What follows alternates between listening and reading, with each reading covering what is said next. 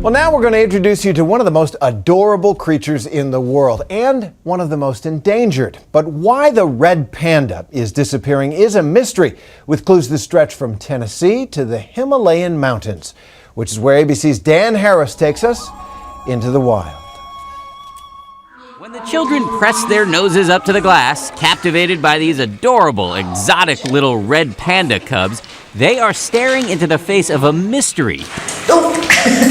Why is this animal, which once roamed vast regions of the earth, now on the brink of extinction? And could the answer save these creatures before they're gone forever?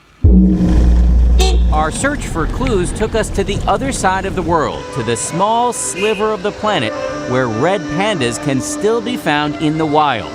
These are the foothills of the Himalayan mountains, Darjeeling, India.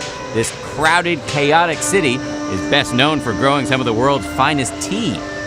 What's up, guys? What's going on? But even though this is the red panda's natural habitat, a zoo is still the best chance to see one face to face.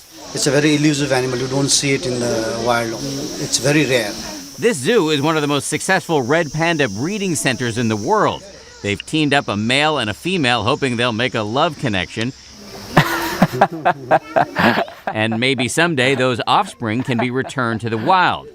But even if this particular matchmaking attempt is successful, zookeepers here are very worried about what they call the red panda curse. They look right at you. Yes, because of this cute-looking face and their loving nature, hundreds of animals have been taken overseas. So they're cursed by their good looks. Yes. Here comes one. In fact, when these animals were first discovered in the early 1800s, a full 50 years before the giant black and white panda, by the way, they were a must-have accessory of the Victorian age. Yeah, unfortunately, you can see why people would want them as a pet. Yes. As far as we know, the only place the red panda lives in the wild is here in the region around the Himalayan mountains. However, recently, and for reasons that scientists do not fully understand yet, evidence of the red panda has surfaced in a very surprising place. Here in the foothills of another mountain range, the Blue Ridge Mountains of Tennessee. Needless to say, I was not expecting a red panda. Stephen Wallace and his team here at the Gray Fossil Site have unearthed prehistoric turtles, saber-toothed cats, and pot-bellied rhinos, but nothing prepared them for the single tooth that was dug up several years ago. This is the best sample of fossil red pandas anywhere, and we've just gotten started. It's the shape and size of that tooth that links this 4 to 7 million year old red panda with the ones living today a world away. They were much more widespread at one time. Wallace says the Tennessee red panda was probably much larger, about the size of a mountain lion, in fact, and thrived in the thick forests once found here. So why did they disappear?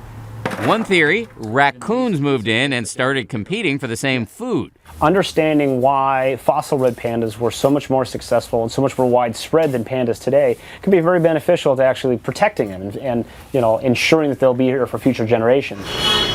They're pretty curious. Yes. But back in the Himalayan foothills, red pandas face threats more urgent than evolution or natural selection. Poachers can get a lot of money for selling red panda body parts. And in some parts of China, these bushy tails are even considered good luck charms for wedding ceremonies. The luck of the red panda is running out fast. Conservationists believe there are less than 10,000 left in the wild, which makes the matchmaking happening in this cage in India even more critical, as this adorable creature, haunted by its good looks, fights for its very survival. For Nightline, this is Dan Harris in Darjeeling, India.